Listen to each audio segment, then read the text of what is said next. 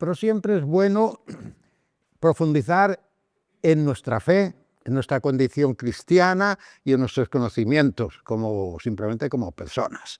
La formación es un asunto permanente. No puede uno decir que ya se formó, ya terminó estudios, sacó el título y se acabó. No, es una cuestión de formación permanente, por lo menos así me enseñaron a mí como dominico. La formación es permanente. Bien, entonces, en ese ciclo de charlas que se le dio el nombre de la dignidad humana y los derechos humanos, a propósito de los 500 años de la Escuela de Salamanca. Ya decíamos el otro martes que la Escuela de Salamanca no es una escuelita que se fundó ahí para los niños. La Escuela de Salamanca fue un movimiento jurídico, teológico, filosófico, político, que nació en el siglo XVI, sobre todo con Francisco de Vitoria. Francisco de Vitoria, un dominico de Salamanca, bueno, profesor en Salamanca, después de haber sido profesor en otros lugares, en París, etc. Y ahí se inició ese movimiento que se vio alimentado por la polémica y por todos los asuntos que se suscitaron a propósito del descubrimiento de América. Bien, entonces el tema general es dignidad y derechos humanos, aprovechando el 5º centenario de la Escuela de Salamanca. El martes pasado, no el pasado, sino hace 2 martes, hablamos un poco de la Escuela de Salamanca, Francisco de Vitoria, Bartolomé de las Casas, etc. Y hoy el tema es la evangelización de América, luces y sombras. Es un tema muy complejo, muy amplio y sigue suscitando debates, ¿verdad? Todavía hoy día uno puede ver intervenciones por ahí refiriéndose a aquel acontecimiento entre luces y sombras, desde luego. Hay quien lo critica, hay quien lo ensalza, etc. Vamos a ver si somos capaces de analizarlo con objetividad, analizarlo como cristianos, desde luego, también como españoles, y eso nos afecta porque el descubrimiento lo ejecutaron, lo realizaron en gran parte españoles, aunque de la nacionalidad de Colón hay también distintas opiniones, ¿verdad? Bien, entonces vamos a ver la evangelización de América con sus luces y sombras. Hay mucho material. Al final de la tercera y última charla, que será dentro de 2 semanas, os envío por correo electrónico el material del martes anterior, de este, y del último dentro de 2 semanas. Para lo cual hay aquí una hoja para que vayáis escribiendo vuestro correo electrónico. Entonces, el martes 16, que será el tercero y último de mis charlas, también habrá oportunidad de apuntar ahí el correo. Bien, entonces vamos allá. Leo: el descubrimiento y conquista de América ofrecía a los cristianos un campo de evangelización inmenso. Las bulas papales de 1493, luego iremos viendo algunas de esas bulas, su contenido. Las bulas papales otorgaron a la corona de Castilla el derecho a conquistar América y la obligación de evangelizarla. Esto es importante. Es importante, para nosotros puede sonar un poco chocante, que el Papa, como veremos después en una de las bulas, diga: pues Dios creó el mundo, después Jesucristo fundó la Iglesia y estableció una autoridad en San Pedro, y yo soy el sucesor de San Pedro, y Dios es el creador del mundo, y entonces puso en manos de su representante. Representar a Dios es como muy demasiado ampuloso, pero bueno, el Papa dice: yo tengo autoridad para dar en propiedad a los reyes de Castilla, darles en propiedad las tierras que se han descubierto y las que se puedan descubrir después, porque no se quedó corto. Bien, pero se las doy con la obligación y la responsabilidad de evangelizar. El Papa dona a los reyes la propiedad de esas tierras descubiertas y las que se puedan descubrir en el futuro, pero para que evangelicen. Claro, los reyes y sobre todo los conquistadores y los encomenderos y los aventureros Eso de evangelizar a veces les caía demasiado grande. Bien, en cualquier caso, los papas otorgan a la Corona de Castilla el derecho a conquistar América y la obligación de evangelizar. Esos documentos, las bulas, que después veremos, fueron emitidos por la Santa Sede a petición de los reyes católicos, cuya influencia ante el Papa Alejandro VI, y este Papa que emite esas bulas era español, ¿verdad?, de la familia valenciana de los Borgia, era suficientemente poderosa, la influencia ante el Papa era suficientemente poderosa como para conseguir esos derechos. Incluso lo de católicos, yo cuando era niño me enseñaron los reyes católicos, ¿verdad? Lo de católicos pues es un apodo que se lo daba el Papa, como para halagarles, pero también como para incitarles a que extendiesen esa fe. Lo de católicos, aplicado a los reyes Isabel y Fernando, es un título honorífico que se les concedió el mismo Papa Alejandro VI. En la mentalidad del siglo XV, recordemos en qué año se descubre América, todo el mundo lo sabe, ¿verdad? Por tanto, finales del siglo XV. Bien, pues en la mentalidad de ese siglo XV, el encargo pontificio a la autoridad civil no llamaba la atención en la cristiandad, porque Iglesia y Estado no estaban claramente separados como lo están hoy día. Hoy día sabemos distinguir entre la autoridad civil y la autoridad religiosa, ¿verdad? Pero entonces no era tan clara esa división. Incluso pues el Papa tenía sus estados, como sigue teniendo el Estado Vaticano y sus ejércitos, y sigue teniendo su guardia suiza, ¿verdad? Más de adorno que otra cosa, dicen algunos, pero parece que también aprenden defensa personal y a usar armas y todo, esa guardia suiza. Bueno, pues en aquel tiempo esa diferencia entre autoridad civil y autoridad religiosa no estaba tan clara. Iglesia y Estado no estaban claramente separados como lo están hoy día, y es de suponer que los reyes asumieron la tarea con aspiraciones imperiales, querían que su imperio se extendiese, y con responsabilidad de cristianos de su época. Así que los reyes deseaban extender su dominio, pero también eran católicos y entonces sentían cierta responsabilidad de cristianos. Ya habéis oído esa expresión de que en el imperio o en las tierras del emperador no se ponía el sol, ¿verdad?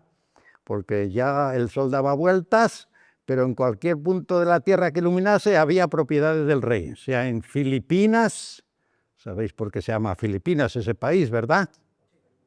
En honor a Felipe. Y también en América, y también en Europa, o sea que por muchas vueltas que diese el sol, siempre había algún lugar de la tierra propiedad de estos reyes. Bien, el espíritu conquistador y evangelizador se respiraba en el ambiente. El mismo Colón se considera en sus escritos un instrumento en manos de Dios para atraer innumerables almas a la verdadera fe. Ordenanzas reales de la época insisten en dar prioridad a la evangelización sobre otros fines de la conquista, lo que pone en evidencia que hubo otros fines. Claro, de la conquista había otros fines. Los documentos del Papa quieren que tenga prioridad el fin de la evangelización. Así que la evangelización no fue exclusiva ni excluyente. La mayoría de las personas que cruzaron el océano, aunque eran cristianos, no tenían como motivo principal el extender la fe. Así que vamos a ver que hay luces y sombras en esta evangelización. Si América se descubrió en 1492, llama la atención que esta primera bula, documento papal, se emita al año siguiente, 1493. No ha pasado ni un año del descubrimiento y ya hay una bula del Papa intentando poner un poco de orden, normas, etc. Bien, todos sabemos que la palabra evangelio significa buena noticia. Eu es un prefijo, un término griego que significa bueno, y angelon es noticia. Ángel es el mensajero, el que da la noticia. Eu significa bueno, el que se llame Eugenio, pues está bien engendrado. Y el que se llame Eustoquio, pues también. Y el eufemismo, eu es prefijo, que significa bueno, bondad, bien. Así que evangelio, euangelon, es buena noticia, por tanto la evangelización es difusión de esa buena noticia. Y aquí hago una breve alusión. Como ya ve Dios entre las nubes, así el Evangelio en la penumbra. Vamos a ver luces y sombras. En la Biblia, con frecuencia se alude a la presencia de Dios entre nubes. O cuando Jesucristo, según narra el Evangelio, asciende, pues una nube lo ocultó a la vista. La nube es un elemento en la cultura y en el lenguaje bíblico que nos permite ver, pero también nos impide ver. Claro, la nube, si hay una nube no vemos lo que hay más allá, no vemos el cielo, pero a veces la nube se mueve un poco y nos deja entrever el cielo. Eso es un buen elemento para hablar, en la cultura bíblica, de la presencia de Dios. Se le ve, pero no del todo, está medio oculto y ahí asoma, ¿verdad? Pero viene la nube y nos lo oculta. Así es en la penumbra, porque además existía la creencia de que el que veía a Dios directamente moría. Por eso a Dios no se le puede ver directamente, se le ve entre sombras y detrás de la nube. Pues así va a pasar con esto de la evangelización, en la penumbra. Vamos a verlo después. Bien, el hecho del descubrimiento también tiene otras calificaciones como conquista, evidentemente una conquista. También lo han calificado de invasión, llegan allí unos militares y lo invaden, otros hablan de un encuentro, otros dicen que fue un encontronazo, un choque, una imposición. En fin, la evangelización se produce mezclada con todos estos elementos. Si fue un descubrimiento, ¿qué descubrió cada uno? Porque claro, los que vivían allí también descubrieron algo, ¿verdad? Hace 2 martes, escuchamos y vimos la canción de Malinche, ¿verdad? Malinche, un personaje de los aztecas, una mujer que se juntó con Hernán Cortés, que tuvo un hijo con Hernán Cortés, y que en México tiene el calificativo de traidora porque se une a los conquistadores. Otros están intentando reivindicar esta figura y entonces la presentan como la unión de las 2 religiones y 2 culturas, y de hecho aquí en Madrid, yo fui a verla, pues no sé si sigue en cartelera, en el IFEMA, Malinche, la obra musical, ¿verdad? Ahí está, de Nacho Cano, que era del antiguo grupo de Mecano. Los que somos más jóvenes recordamos a Mecano. Bien, pues entonces ahí está un poco la unión entre las 2 culturas, las 2 religiones, etc. Bien, aquí hay un chiste que dice, ¿sabes cuál es la diferencia entre Dios y un historiador? Pues que Dios no puede cambiar el pasado.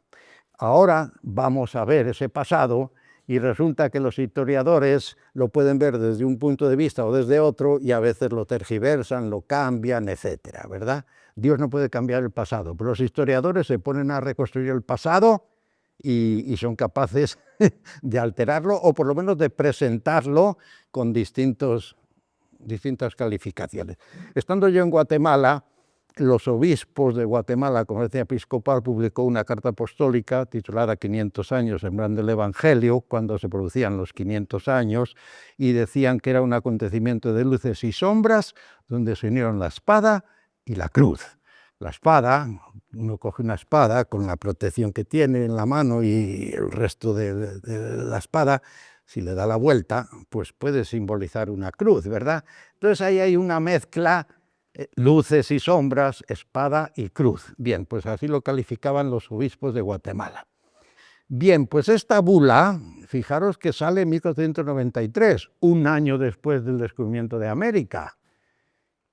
Y es el Papa Alejandro VI, un español, que apoya a los reyes católicos, así los califica, ¿verdad?, en el afán de someter y evangelizar a los nuevos pueblos. Para ello les dona los territorios descubiertos y por descubrir. Vamos a pasar porque esto de la división, avanzamos, no nos va a dar tiempo, sino... en esa bula dice el Papa, bueno, vamos a trazar una línea imaginaria del norte al sur y lo que quede a un lado para España y lo que quede al otro para Portugal. Y ahí empiezan a discutirse quién tiene derecho a apropiarse de cada tierra. Los portugueses no quedaron contentos con esta primera división y consiguieron en un tratado de Tordesillas, localidad de la provincia de Valladolid, ahí se reúnen portugueses y españoles y consiguen que acuerdan mover esa línea un poco más a la izquierda para que les toque a Portugal más terreno, y por eso Brasil pues tiene la influencia de Portugal. Bueno, se estaban repartiendo el mundo en lo que se consideraban... Para unos muchísimo y para otros... Sí, pero lo que pasa es que los españoles habían llegado a estas Antillas y no habían descubierto esta tierra y pensaban que lo que se les daba a los portugueses era un trozo de mar. Bueno, pues que venga, pues ese mar para ellos. No sabían que al mover esa línea se iba a incluir terrenos que todavía no estaban descubiertos, porque lo primero que descubrieron los españoles fueron estas islas aquí. Llegan a una isla que la llaman la Hispaniola, o sea, la pequeña España, que ahora es la isla de Santo Domingo, donde hay dos países, República Dominicana y Haití. No sabían todo lo que había después, ¿verdad?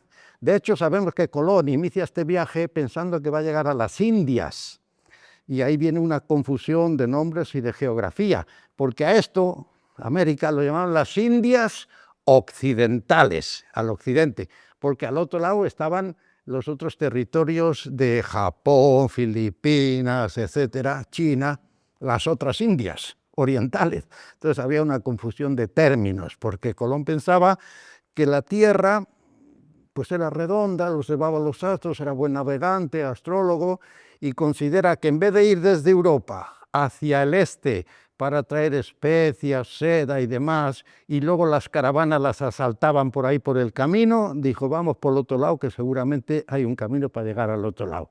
Y medio acertó, porque en esta esquina de España, ¿verdad?, está el cabo que se llamaba y se sigue llamando el fin de la tierra, Finisterre. Así que arriesgarse a salir del fin de la tierra a un mar que no se sabe en qué acaba eso, pues no era fácil. Bueno, el caso es que viene esta bula y reparte, hace una división, una parte para España y otra para Portugal. A ver, vamos a subir un poquito, vamos a leer, aquí está la bula.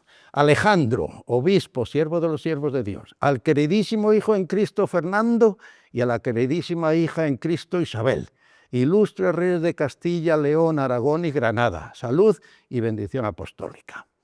Entre las obras agradables a la divina majestad, por cierto, las bulas y los documentos papales se escriben en latín y se procura siempre poner las primeras palabras que ya indiquen un poco de qué va el texto en latín. Entonces esta bula se llama intercetera, que quiere decir entre otras obras agradables a Dios, intercetera. Conocemos la palabra etcétera, ¿verdad?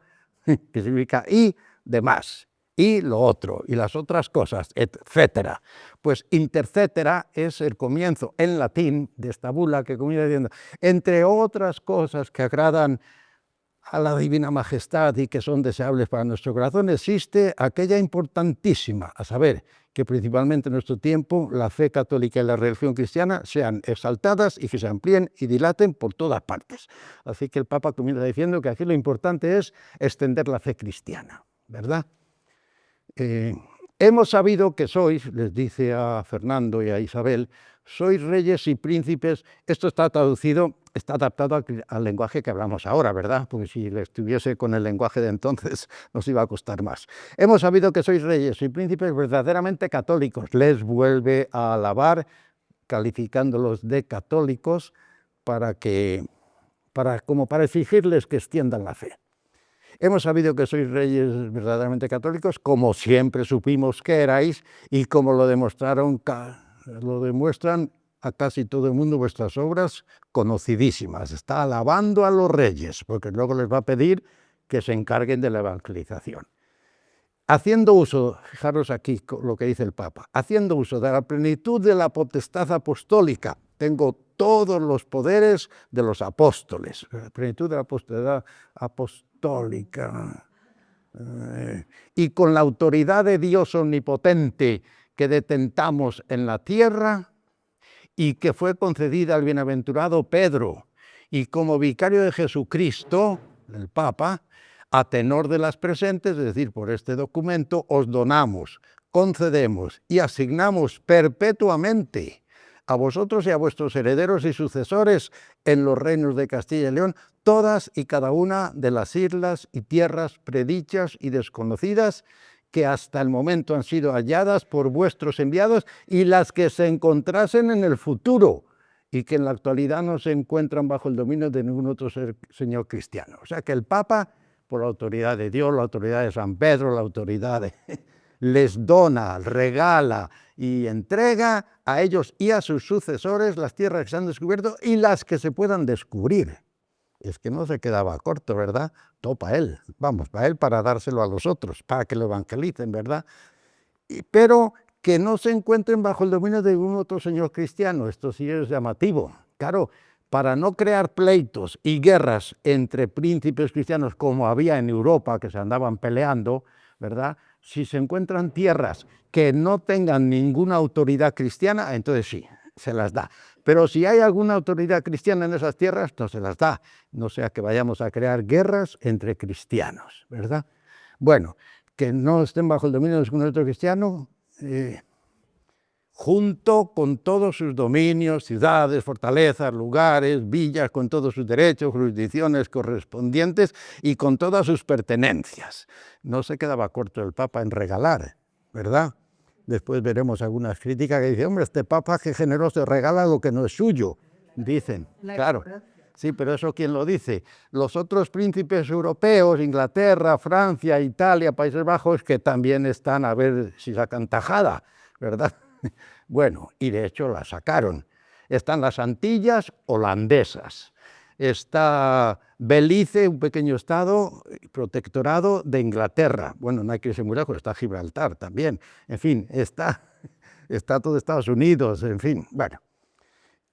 A vosotros y a vuestros herederos y sucesores os investimos con ellas y os hacemos, constituimos y deputamos señores de las mismas con plena, libre y omnímoda potestad, autoridad y jurisdicción. El lenguaje queda claro, ¿verdad? Bueno, pues esto es lo que dice la bula. Francisco de Vitoria, este creador dominico, creador de la Escuela de Salamanca, principal figura de la Escuela de Salamanca, siglo XVI, y otros teólogos de la Escuela de Salamanca no concedían al Papa potestad o jurisdicción directa sobre los infieles y sus tierras. Porque aquí no se dice, pero uno de los problemas es que los conquistadores, aventureros, enviados de los reyes, se sintieron con derecho a apropiarse de las tierras y de sus habitantes. Y por tanto someterlos a esclavitud o por lo menos someterlos a trabajar en beneficio de estos conquistadores. Claro, el rey no tenía tampoco modo de pagar a estos que iban para allá, que empezaron a ir en cantidades. ¿Cómo les pagaba? Lo que descubras, para ti. Pues claro, eso incentivaba el sentido aventurero, conquistador, lo que descubra para mí. Y empezó también a correrse la voz de grandes minas de oro, un Potosí, vale un Potosí, decimos nosotros todavía hoy, ¿verdad? Una de las regiones donde se consideraba, y era verdad, que había mucha plata, mucho oro. Bueno, pues entonces Francisco de Vitoria y otros teólogos pensaban que el Papa no tenía potestad o jurisdicción directa sobre los infieles y sus tierras, solo podía encomendarle la evangelización pacífica de ciertos territorios a unos reyes cristianos, por tanto, que evangelicen, sí, pero no que se hagan dueños de esa tierra. Y los reyes cristianos podían obtener el dominio con estas condiciones. Si los infieles se sometían voluntariamente, casi llego a un lugar y me encuentro personas y se someten a mi autoridad, pues muy bien, ¿verdad? Solo si voluntariamente se someten al dominio de estos reyes, pues bien. O si los convertidos solicitaban su protección por el bien de la fe. Si yo me convierto a la fe cristiana y al lado tengo otro pueblo indígena que me ataca, entonces puedo pedir al rey de España que me defienda, ¿verdad? Que me defienda porque yo ya soy cristiano y al lado hay otro pueblo, aztecas, mayas, incas, lo que sea, ¿verdad? Que me está atacando. Quizá no me ataca por haberme hecho cristiano, pero yo me acojo a que soy cristiano y pido al rey católico que me defienda. Aunque lo que me interesa quizá no es la fe, me interesa seguir poseyendo mi territorio, pero viene el de al lado a atacarme o a conseguir mis frutos o lo que sea, ¿verdad? siempre se mezcla, por eso digo que entre luces y sombras. Bien, si los convertidos solicitan la protección por el bien de la fe. La bula, todo esto es lo que piensa Francisco Vitoria de la Escuela de Salamanca. La bula que hemos visto pide a los reyes que envíen al Nuevo Mundo, y dice textualmente, varones probos, temerosos de Dios, doctos, peritos y expertos. O sea, sean buena gente, que sean religiosos, que sean doctos, que sean expertos, para instruir a los residentes y habitantes citados en la fe católica e inculcarles buenas costumbres.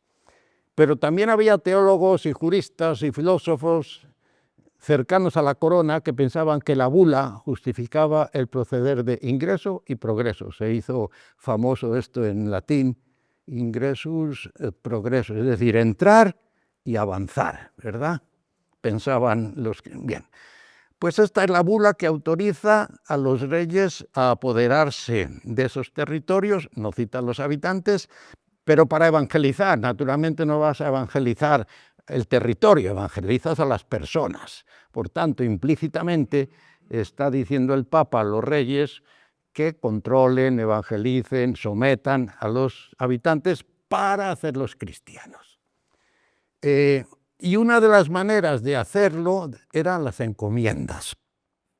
¿Qué es una encomienda? Bueno, en el lenguaje ordinario, te encomiendo que hagas esto, te encomiendo que cuides de mis niños, te encomiendo. Una encomienda es, en pocas palabras, repartimiento de indios entre los españoles, obligándoles a trabajar y a pagar tributos a cambio de instrucción religiosa y protección. El español al frente de la encomienda es el encomendero. Entonces, el rey de España autoriza a estos españoles que van a América a que se repartan,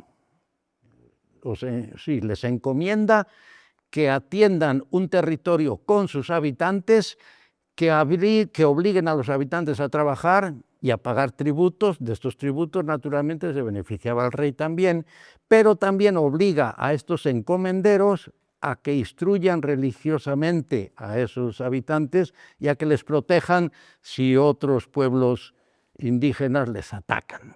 Naturalmente, uno que sale de España con intención de hacerse rico y de conquistar, aventurero, pues pedirle que sea catequista de esos indígenas es como demasiado, ¿verdad? Porque su interés no es tanto ir a catequizar o evangelizar, sino ir en plan de aventura, de hacerse rico, pero claro, la justificación para darles derecho a que se hagan repartimientos, se repartan y por tanto sean encomenderos, es que les van a instruir en la religión cristiana y les van a proteger si otros les atacan. El Diccionario Panamericano del Español Jurídico define así la encomienda. Es un diccionario de toda la hispanidad y hace más hincapié en el lenguaje jurídico y dice: la encomienda es un repartimiento de indios y tierras. Por tanto, se reparten territorios con sus habitantes de las colonias americanas a partir del descubrimiento y conquista, con el fin de protegerlos y evangelizarlos. Se concedía por 2, 3 o 4 generaciones, es decir, los hijos y los nietos heredaban también esa encomienda, y de estas encomiendas estaban excluidos los mestizos y las personas que tuvieran determinadas tachas. Bueno, había limitaciones en las encomiendas. Con la encomienda, la corona logró compensar a sus conquistadores y adelantados por los servicios prestados, incluir a los indios en la economía indiana y evangelizarlos. Existieron 2 momentos distintos para la instauración de la encomienda. La primera fue en la encomienda de las Antillas y la segunda ya en el continente. Avanzamos esto. En los primeros años se trató de un reparto y distribución de los indios para el trabajo en las minas y en el campo. A partir ya del siglo XVI, cuando los reyes establecieron la libertad de los indios, considerándolos vasallos, esto es curioso porque, claro, el rey dice: voy a hacer a esos habitantes de la India vasallos míos. Y esto tiene 2 consecuencias. Primera, si son mis vasallos, si dependen de mí, pues entonces yo estoy obligado a protegerles, ¿verdad? El rey está obligado a protegerles, sobre todo si otras tribus indígenas no sometidas les atacaban. Pero claro, si son mis vasallos, están obligados a obedecerme, a pagarme tributos y a cumplir las leyes que yo les ponga. Es una condición doble, ¿verdad? Yo descubro una tierra y a los que están ahí les hago mis vasallos. Y hacerle mis vasallos quiere decir que les voy a proteger, les voy a cuidar si otros les atacan. Pero hacerle mis vasallos quiere decir que les voy a obligar a que obedezcan mis leyes y paguen tributo. Y entonces esto es otra de las luces y sombras. ¿Es bueno que los haga sus vasallos o no? Es bueno porque les va a proteger de otros grupos. De hecho, la conquista no se habría podido hacer, sobre todo en los aztecas y en otras zonas, si no hubiesen encontrado los españoles que había muchos grupos enfrentados entre sí. De hecho, la evangelización de Guatemala, que sobre todo aplicada a Bartolomé de las Casas, la hizo Bartolomé de las Casas con un grupo de indígenas que se trajo de México a Guatemala, los tlaxcaltecas, los de Tlaxcala. Incluso parece que eran buenos músicos y entonces aprovechó la música para atraer a otros grupos mayas en Guatemala. Bien, entonces los enfrentamientos entre los propios grupos indígenas facilitaron a los españoles la conquista porque supieron aliarse con unos para, con la ayuda de esos unos, atacar a los otros. Bueno, entonces hubo una encomienda a las Antillas y otra en el continente. En los primeros años se trató de un reparto de distribución de indios para el trabajo en las minas y campo, y a partir del siglo XVI se estableció la libertad de los indios considerando los vasallos, ya hemos visto la doble cara que puede tener esto, y la encomienda revistió un formato de encomienda-tributo. Sobre todo se trataba de tributar y pagar impuestos al encomendero y al rey. Varias son las leyes que regulan el régimen de encomienda, por ejemplo las leyes de Burgos de 1512, que lo veremos después, completadas en Valladolid un año después, también las nuevas leyes. La prueba de que estamos entre luces y sombras es que hay leyes en 1512, se completan un año después, luego se publican 30 años después otras porque aquellas no se acaban de cumplir. Hay ordenanzas de descubrimiento, de nueva población, hay pacificación, otras leyes en 1573, va cambiando la legislación porque parece que no funciona. Felipe V decidió, a través de un decreto en 1718, dirigido al Consejo de Indias, es decir, el grupo que aconsejaba a los reyes sobre cómo actuar en América, les dirige un documento para abolir las encomiendas que se hallaren vacantes o por confirmar. Si una encomienda ya no hay herederos para recibirla, se anula, ¿verdad?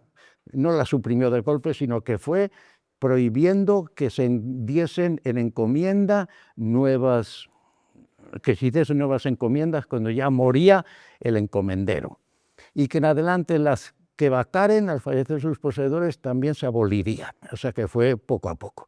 Este decreto se dio a conocer mediante la Real Cédula de 1720, donde finalmente se suprime el régimen de las encomiendas en América. Bien, pues las encomiendas, en resumen, entonces, fue un sistema que el rey español creó para poder gratificar y pagar a aquellos que iban en plan aventurero.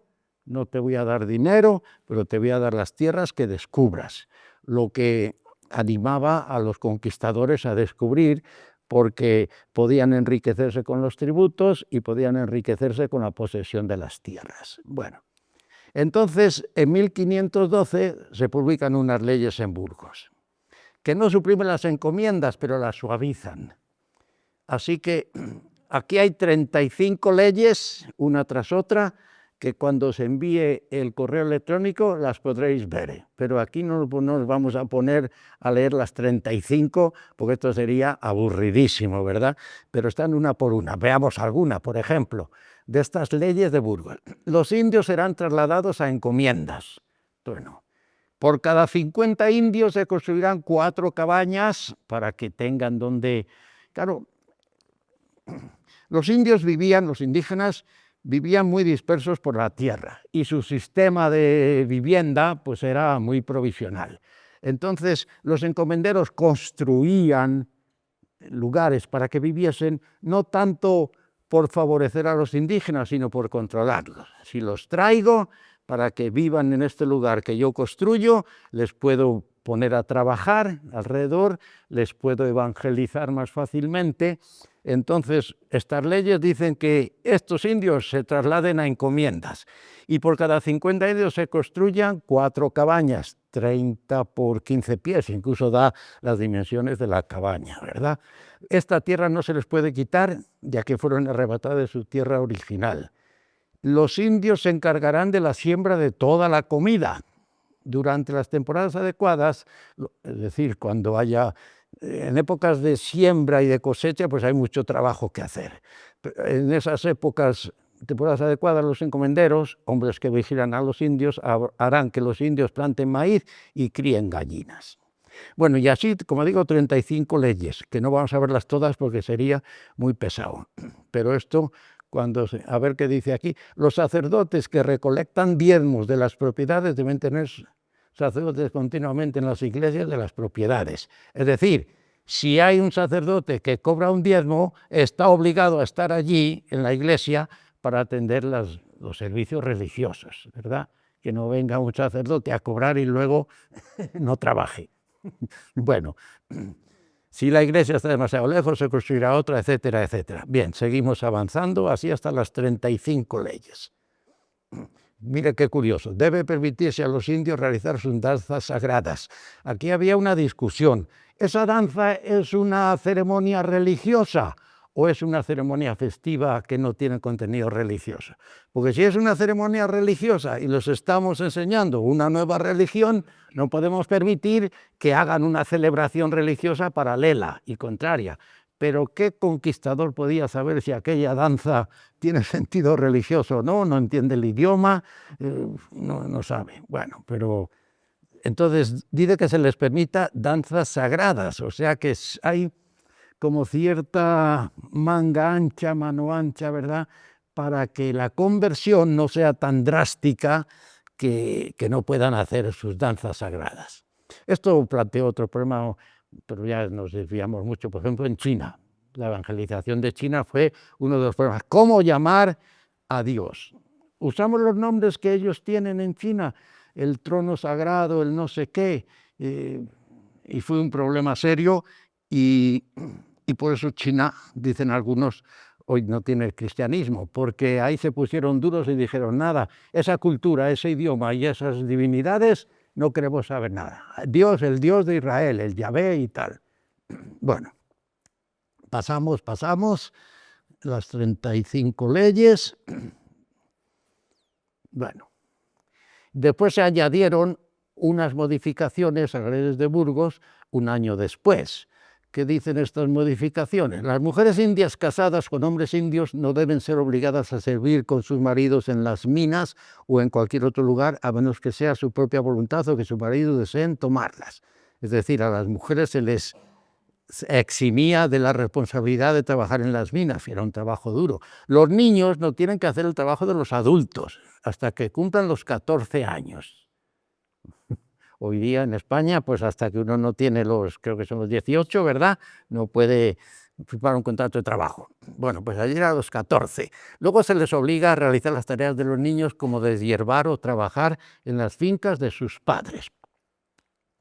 Cuando yo vivía en Nicaragua, una de las tareas de los niños, cuando ya la cosecha crece, el sorgo sobre todo, que es un producto que sustituye muy bien al maíz, crece 2 metros, 2 metros y medio, y la mazorca, digamos, está arriba, y es un grano pequeño.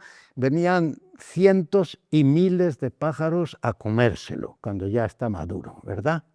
Claro, que te dediques a sembrar y luego que vengan los pájaros y te coman la cosecha. Pues eso. Entonces, ¿cuál era el trabajo de los niños? Al principio del día y al final de la tarde, que es cuando venían las bandadas de pájaros, recorrían todo el sembrado con una cazuela o un hierro o algo haciendo ruido, ¿verdad?, para espantar a las aves. Ese era su trabajo.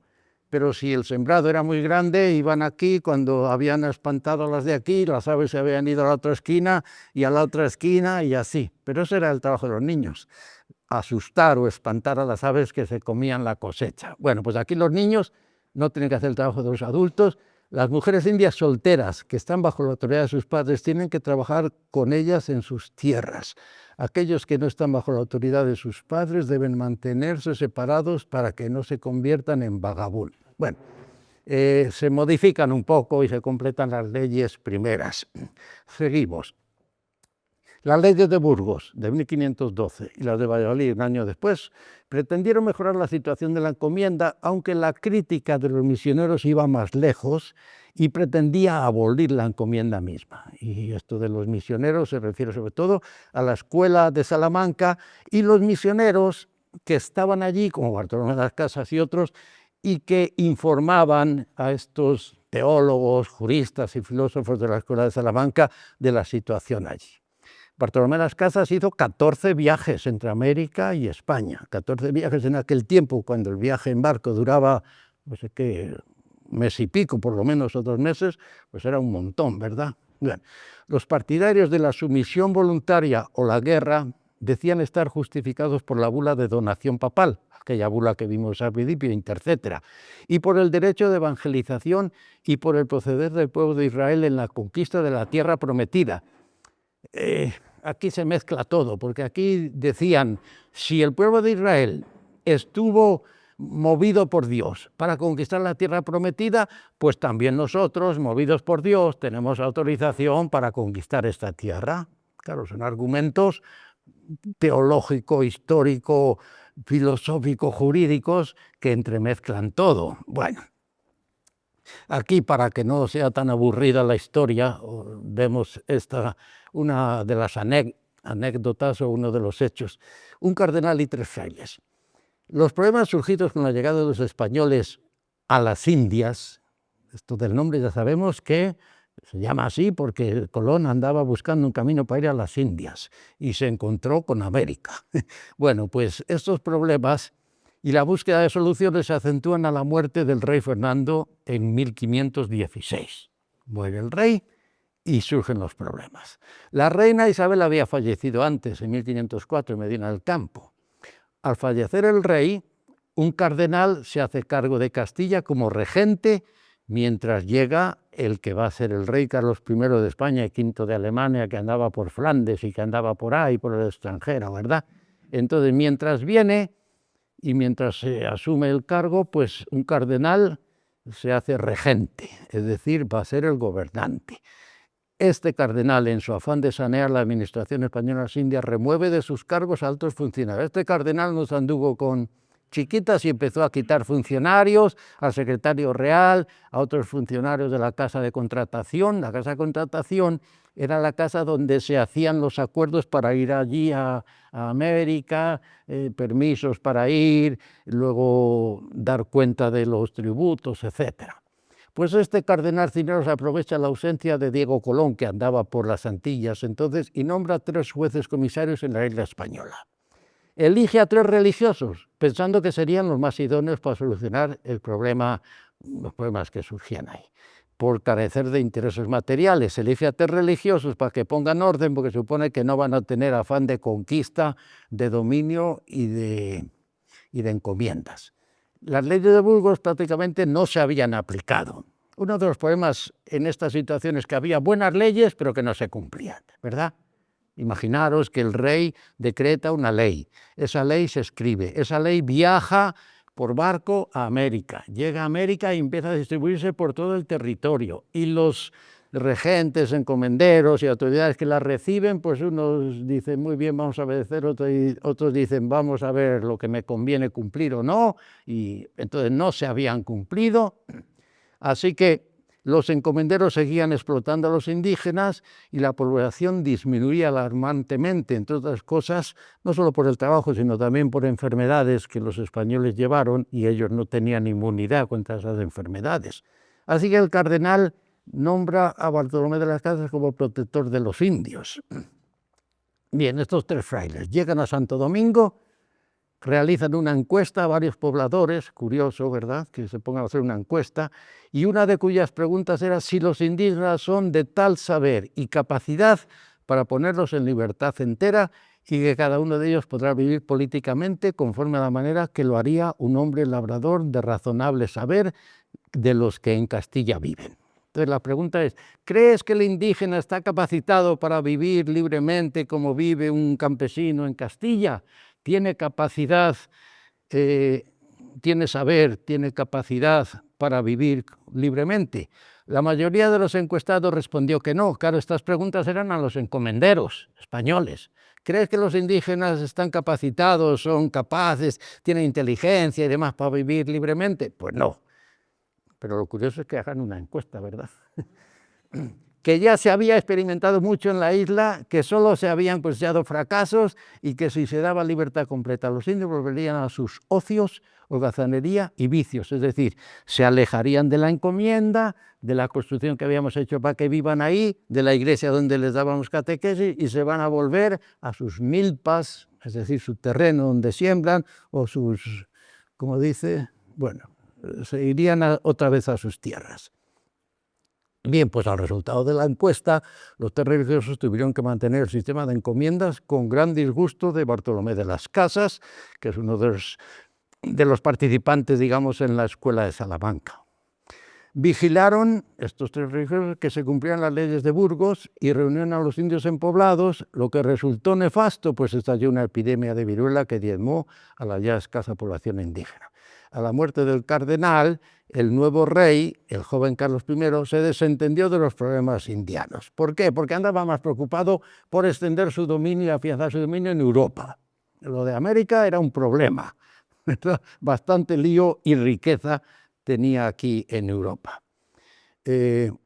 Entonces se desentendió de los problemas indianos y los religiosos insistían en que los asuntos de gobierno no eran cosa de frailes, así que en 1518 se les notifica que son relevados de sus cargos y la reforma de Cisneros tuvo buenas intenciones, pero escasos logros. Otra vez las luces y sombras, ¿verdad? Bueno, el texto... el requerimiento, otro asunto. Hemos visto la bula, hemos visto la encomienda, vamos a ver el requerimiento, que es como un intento de guardar las apariencias, de nuevo luces y sombras. Un requerimiento es una petición, te cuento, te exijo, te digo, ¿verdad? Entonces, se inventaron esta fórmula, y el requerimiento es un texto que el español que llega a las tierras les va a leer a los indígenas y les va a avisar. Por tanto, están avisados, ¿verdad? Están requeridos. ¿Y qué dice ese texto? En 1510 se reaccionó con el requerimiento. Consistía en que los conquistadores, antes de entrar en un territorio, requerían a sus habitantes para que se sometiesen voluntariamente al dominio del conquistador, si no querían ser obligados a fuego y a espada. Claro, esto no deja de ser una apariencia. Te aviso que vengo a dominarte, así que si no te sometes voluntariamente, voy a entrar a fuego y a espada. Y con eso guardaban las apariencias. Ya están avisados, ¿verdad? Ya se lo hemos dicho.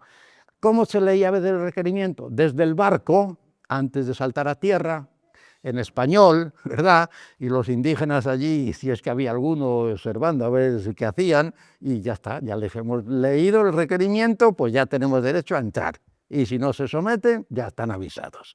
Bueno, el texto de este requerimiento, bueno, aquí dice que con frecuencia los conquistadores leían el documento nada más desembarcar, otras veces antes de desembarcar a tierra, y en español, aunque no hubiese ningún indio presente. Bueno, pues ¿cómo se les puede informar? Este texto lo redacta un jurista, López de Palacios Rubios, y dice: de parte del rey don Fernando y de su hija doña Juana, reina de Castilla y León, domadores de pueblos bárbaros, nosotros sus siervos, los conquistadores que venimos, os notificamos y hacemos saber como mejor podemos. Primero, y entonces empieza la historia contada a los indios que no lo escuchaban, ¿verdad? Que Dios nuestro Señor, uno y eterno, creó el cielo y la tierra, un hombre y una mujer, de quien dos y vosotros y todos los hombres fueron y son descendientes y procreados, y todos los que después de nosotros vinieran, mas por la muchedumbre de la generación que de estos ha salido, desde hace 5.000 y hasta más años que el mundo fue creado, fue necesario que unos hombres fuesen por una parte y otros por otra, y se dividiesen muchos reinos y provincias. Bueno, esto es una especie de explicar el origen del género humano, ¿verdad? De todas estas gentes, Dios nuestro Señor dio cargo a uno, que fue San Pedro, para que todos los hombres del mundo fuese Señor y superior a quien todos obedeciesen. Les está contando esto a los indígenas. A ver, avanzamos. les da jurisdicción, como quiera que él mandó poner su silla en Roma, como el lugar más aparejado para regir el mundo, juzgar y gobernar a todos los cristianos. A este, San Pedro, obedecieron y tomaron por Señor, Rey y Superior del universo los que en aquel tiempo vivían.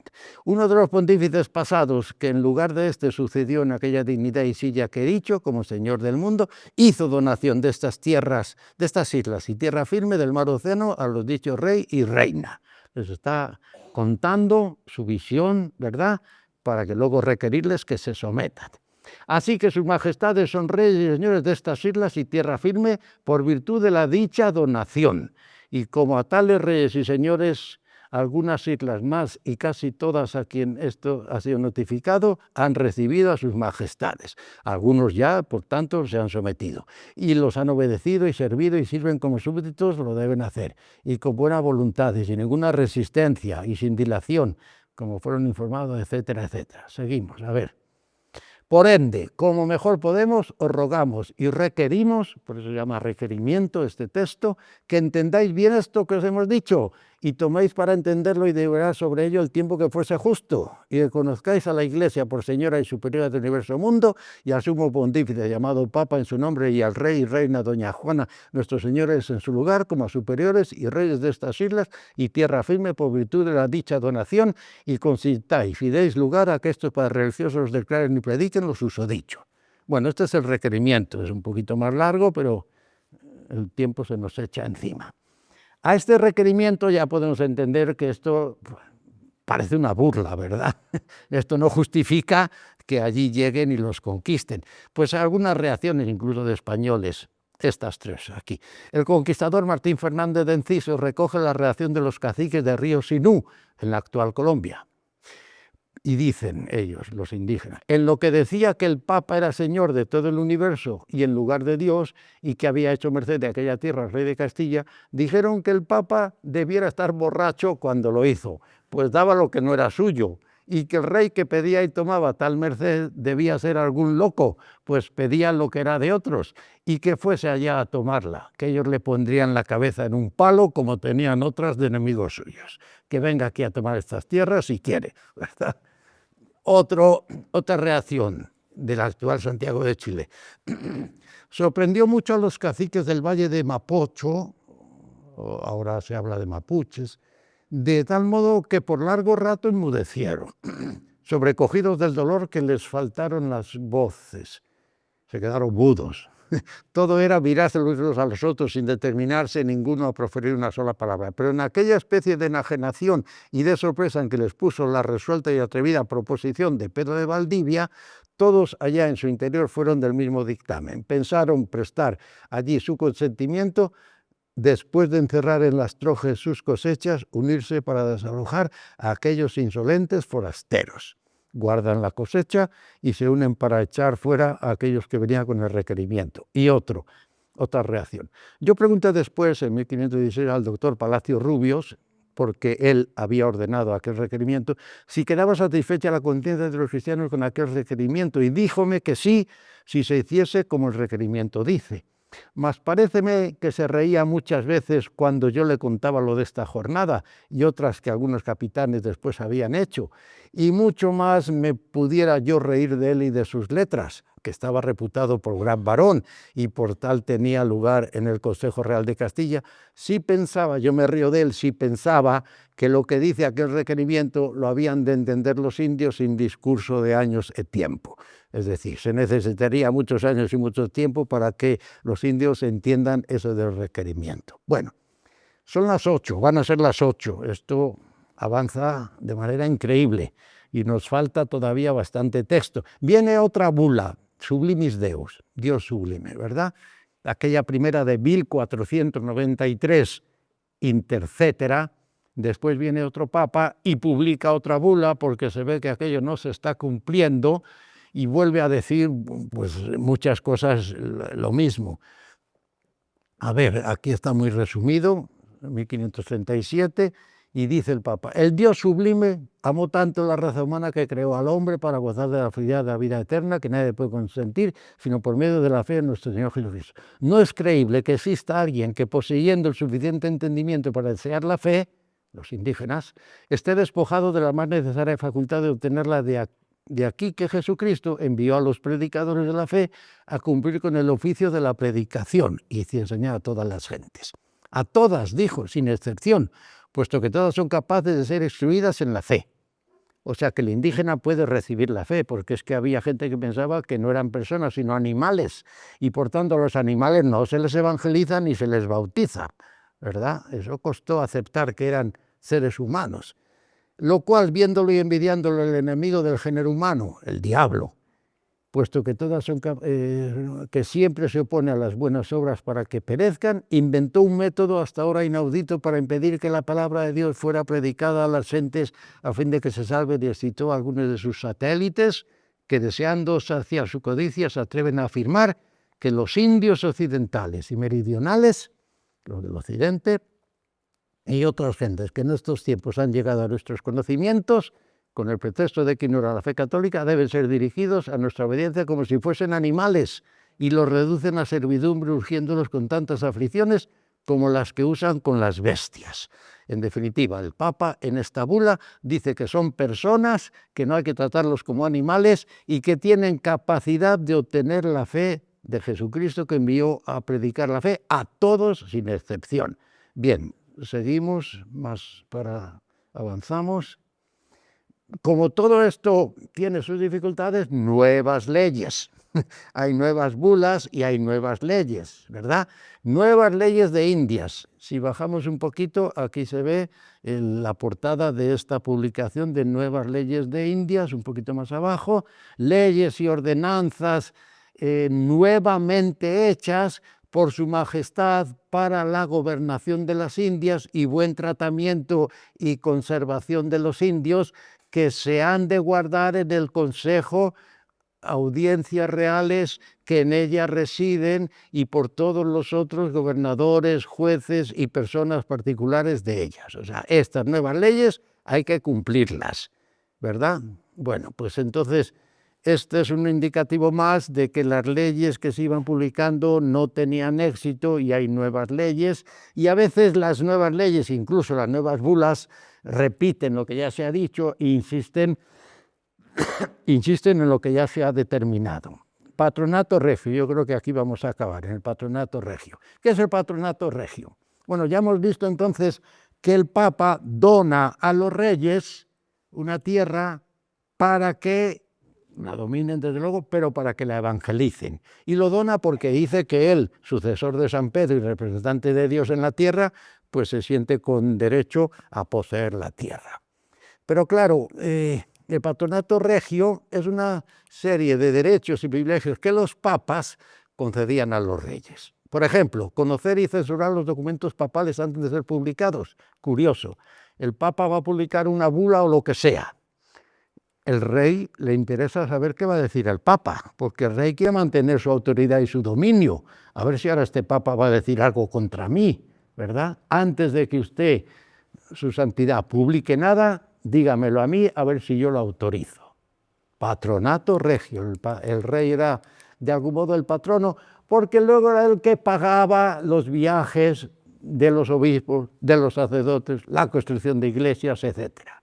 Resulta que el rey financiaba eso, a cambio de financiarle a la iglesia los viajes, los obispos, las vestimentas litúrgicas, etcétera. A cambio de eso, el rey decía: señor Papa, antes de decir nada, dígamelo a mí para ver si yo autorizo a que eso se divulgue, ¿verdad? El patronato regio. Pero fijaros que al final, vais a ver, era una especie de derechos que los papas concedían a los reyes, por ejemplo, que censurasen los documentos papales antes de ser publicados, o el derecho a intervenir en el nombramiento de autoridades eclesiásticas. Usted, Papa, va a nombrar obispos. No me nombre obispo Bartolomé de las Casas, que me está criticando mucho. Nombre otro obispo, que no me critique. A cambio de estos derechos, o este patronato real o regio, los reyes se comprometían a financiar, fundar y dotar las nuevas iglesias. Los llamaban con estos dos términos: fundar, es decir, crear, erigir, construir, y dotar, es decir, darle un dinero para el sacerdote, construir la iglesia, vestimentas sagradas, el cáliz, etcétera, etcétera. En varias ocasiones el emperador Carlos V consideraba que algunos documentos papales eran una intromisión en sus derechos de patronato, así que le decía al Papa que cuidado.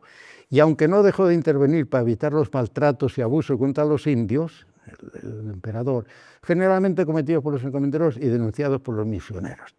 El derecho de presentación de obispos era un privilegio histórico, es decir, si el Papa va a nombrar obispos, primero yo, rey, le digo al Papa, aquí le presento 3 nombres y usted nombre obispo uno de estos 3, no nombre otro. Naturalmente el rey elegía personas que fuesen de su cuerda. Pues ese derecho de presentación de obispos era un privilegio histórico que permitía a ciertas monarquías del antiguo régimen presentar una terna de candidatos a la Santa Sede. En 1941, fijaos a dónde nos venimos, 2 años después del final de la Guerra Civil en España, el gobierno español firmó un acuerdo con la Santa Sede, por el cual el jefe de Estado, el general Francisco Franco, intervenía directamente en el nombramiento de los obispos y arzobispos diocesanos. O sea que aquello del patronato regio del descubrimiento de América se mantuvo bastante tiempo. El acuerdo entre el gobierno de Franco y la Santa Sede quedó incluido en un concordato de 1953, con el que se sellaron las relaciones de cooperación entre ambos estados, Estado del Vaticano, Estado de Español. Tras el Concilio Vaticano II, hace más de 50 años, el Papa Pablo VI solicitó personalmente al general Franco la renuncia al privilegio, pero Franco se negó, supeditando su renuncia a una revisión total del concordato. Dijo Franco al Papa, ¿quiere usted que yo renuncie a este derecho de presentarle 3 para obispo? Pues entonces revisemos todo el concordato, porque en el concordato también el gobierno está ayudando a la Iglesia. En el concordato se dice que la Iglesia tiene que tener 3, creo que eran 3 obispos en las cortes, ¿verdad? O sea que dijo Franco, ¿usted quiere eso? Pues entonces revisemos todo el concordato porque le va a hacer peor. Bueno, así que el rey Juan Carlos I, actual rey emérito, ¿verdad?, fue el que renunció meses después de su coronación al privilegio, normalizándose las relaciones de Iglesia-Estado deterioradas durante los últimos años del franquismo. O sea que esto que llamamos el patronato regio, fijaros si tuvo duración, que hasta el actual emérito Juan Carlos I tuvo que renunciar él voluntariamente a ese derecho a presentar 3 nombres al Papa para que de esos 3 eligiese el obispo, y no el obispo que quiera el Papa, uno de estos 3 que yo le voy a presentar.